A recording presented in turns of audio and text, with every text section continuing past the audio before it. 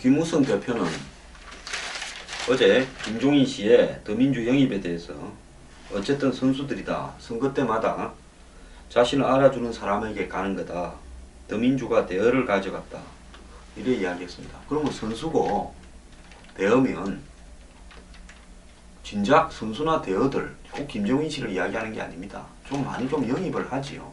남이 가져갈 때까지 보다가 가고 난 뒤에 단식하듯이 비꼬듯이 이렇게 이야기를 합니다. 자, 지금 1월 둘째 주 11일부터 13일 그 리얼미터 여론조사가 나왔습니다. 대선 후보 지지도에서 문재인 19.9, 안철수 19.4, 김무성 16.4 나왔습니다. 오세훈 8.2, 박원순 7.4, 유승민 3.5입니다. 자, 이 정당 지지도에서는요, 새누리당이 35.3, 더민주 22.5, 안철수 21.4입니다. 자, 그리고 정의당 3.5, 천정배 신당 1.7 나왔습니다.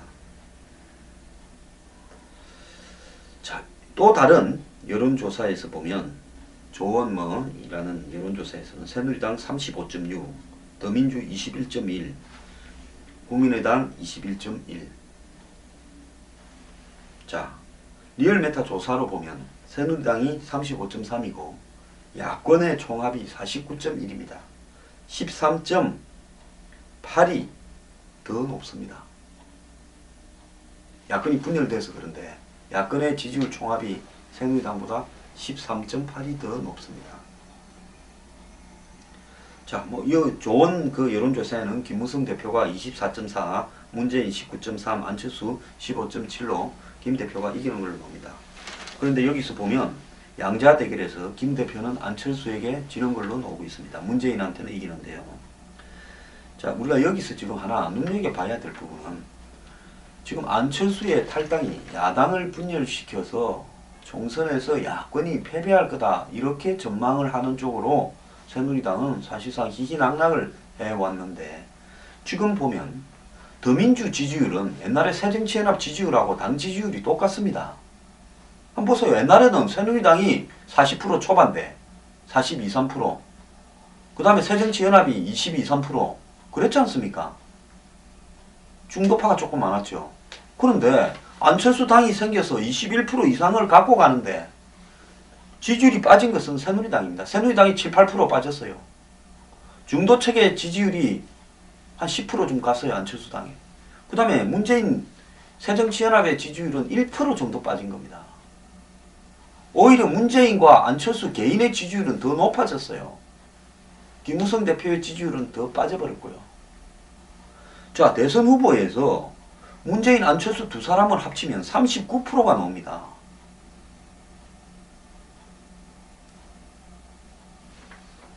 자, 이래가지고 총선 대선이 걱정이 안 됩니까?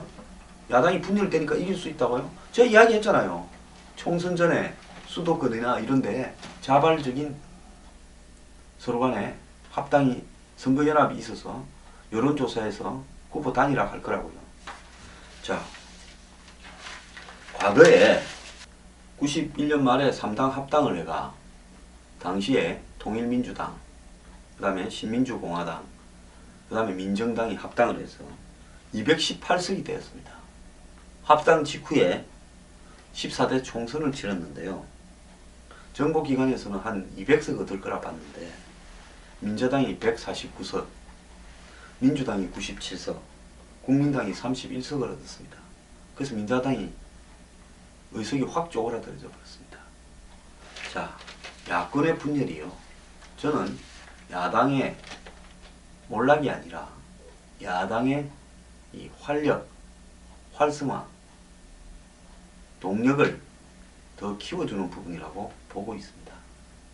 자, 이 부분에서 김종인은 결국은 지금 더민주가 갖고 있는 운동권 486 출신들의 그리고 지나친 이념화, 친북화, 더 나아가서 이 세상을 바라보는 삐딱한 교조주의 이런 부분들을 교정을 시킨다.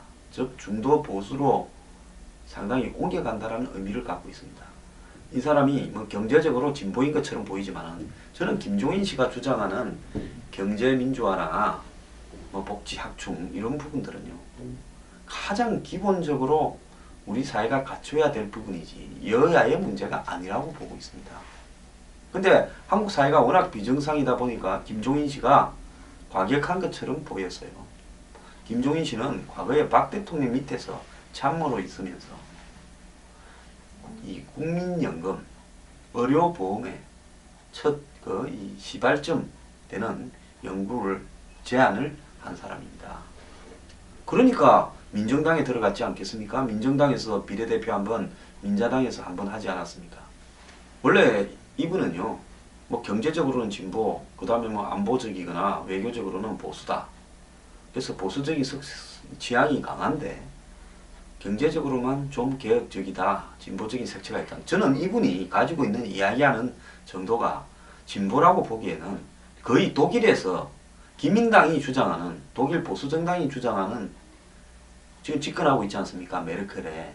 그 정도 수준밖에 안 된다고 보고 있습니다. 이분이 진보로 보이는 것도 우리 사회의 비정상이라고 저는 봅니다. 자, 그러면 왜 데려갔을까요?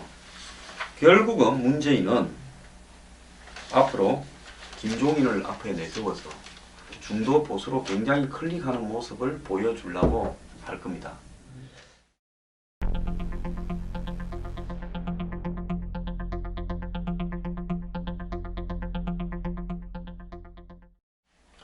문재인 대표가 작년 3월에 당 대표가 선출된 이후에 이승만 박정희 묘소에 참배를 했습니다. 그리고 그때 우클릭을 많이 했죠. 유관순 씨 기념관도 가고 이랬는데 그 이후에 도로 또 강경으로 가버렸습니다.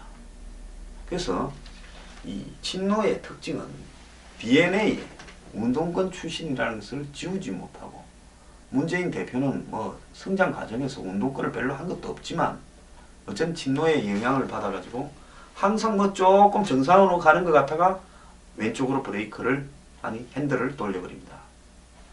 그래서 이런 어떤 부분이 김종인 씨에 의해서 이 통제가 되겠는가? 뭐 쉽게 되지는 않을 거라고 봅니다. 사람의 천성이 잘 안 바뀝니다. 하지만은 문재인은 김종인을 데려오면서 정권을 주겠다, 이렇게 이야기를 했습니다. 그래서 자기가 적절한 시점에 대표직을 내려놓겠다. 그래서 아마 이달 말쯤에 대표직을 사퇴할 걸로 지금 전망이 되고 있습니다. 그래서 선대위는 김종인 씨가 알아서 공천의 정권을 진 채로 하라. 물론 말대로 그렇지는 않겠지요. 서로 물밑에서 이야기를 하고 하겠지요. 근데 김종인 씨도 만만찮은 사람이라서 이 말행가하고 다르면 또 트러블이 생길 수 있는 사람입니다. 어쨌든 문재인 씨는 양날의 칼과 같은 그런 김종인 씨를 데려다가 앉힐 정도면 현재의 다급함을 본인 스스로 자각을 했고요. 본인은 아마 1월 말까지 계속 인재 영입, 이 프레이드를 매일 해 나갈 걸로 보입니다. 지금 더민주가 뭐 당이, 야당이 쪼개지고 상당히 탈당하고 있는 국면에서 문재인 대표가 아닌 다른 사람이 가서 누구를 영입하겠다 하면 제대로 된 사람이 지금 쪼개져 가는 저 당에 가겠다고 안 할 겁니다. 그런데 문재인 대표가 직접 나서서 영입을 해야 되니까, 자, 이제 이 시간 이후로 내주쯤에 선대위를 꾸려라. 그러면 나는 이선 후퇴해서 영입만 좀 맡다가 이달 말쯤 대표직도 물러나는데, 아마 물러나는 계기는 천정배 이 신당 지금 한 1.7% 정도, 2% 안팎의 지지가 나와요. 당과 더민주가 합당하는 절차를 저는 거칠 거라고 보고 있습니다. 물론 천정배 의원 측은 부인을 하고 있죠. 근데 저는 합당이 될 거라 봅니다. 그 다음에 정의당과 합당을 시도하고, 이 과정에서 문재인 대표는 탈당을 하는 그런 모습을 보일 거라고 봅니다. 더민주가 천정배 신당과 정의당과 합당을 하게 된다면 제가 볼 때는 뭐 지지율 추락이 멈추어질 수도 있고 총선에 상당한 동력을 얻게 되는 부분이다 볼 수 있는데요. 어쨌든 문재인은 김종인을 통해서 상당한 자기 내부의 친노 진영에서 어제 시끄러웠습니다. 그런데 정청래 의원이 옛날에 누구 못지않게 이 비판을 했던 사람입니다. 김종인 씨를요. 그런데 그때 옛날에 뭐라 그랬는가 하면 비주류는 문재인 대표가 김종인을 모셔오자 급하기는 급했던 모양이군 하고 비꼬았습니다. 김종인이라는 사람이 데려다 놓으면 오락오락 말 안 듣고 또 내부 분란도 일으키고 자기 개성이 굉장히 강해서 자기 주장대로 하려 할 건데 그럼에도 불구하고 김종인을 데려오려고 생각을 한 거 보니까 매우 급했다. 친노는 사실 김종인 씨와 관계가 좀 있습니다. 옛날부터 찾아가고 뭐 이렇게 했지만은 이 친노와 김종인 간에는 스타일이 극명히 서로 개성이 강해서 물과 기름같이 융화가 안 될 거라 봐서 서로 어울리지 못했는데 이번에 문재인이 김종인을 데려왔다는 것은 뭐 급하긴 급했다 말은 맞습니다. 그런데 옛날에 2년 전입니까? 박영선 의원이 당 원내대표로 있고 비대위원장을 하려고 할 때 그때 이제 이상동 교수를 당에 데려와서 공동 비대위원장을 하려고 했죠. 그때 정청래 의원이 박 대통령 욕 몇 마디 했다고 지난 대선에 박근혜를 도운 사람을 합리적 보수라 하니 상상력이 경악스럽다 해서 굉장히 비판을 했습니다. 지금 친노들은요, 김종인 씨 영입에 대해서 뭐 그냥 친노 일반인들은 비판하는 사람들이 숱하게 많습니다. 박근혜 당선시키는데 일조한 사람을 왜 데려왔냐고 부글부글 끓고 있습니다. 그런데 정청래 의원이 이번에는 경제민주화님을 환영한다 했습니다. 제가 볼 때 한 며칠 지나면 친노들의 불만은 쏙 들어가 버릴 겁니다. 친노들은 굉장히 내부에 통일성이 강해서요. 서로 간의 의견이 별로 충돌하지 않습니다. 자, 이런 상황에서 문재인의 카드가 적중할 것인가 총선에서 저는 문재인은 도박을 했고 도박이 일정한 부분 성공할 가능성이 있다라고 보고 있습니다. 지금 문재인으로서는 당의 지지율을 멈추고 탈당파들을 무색하게 하고 안철수를 견제하게 하는 데는 김종인만한 카드가 없고요.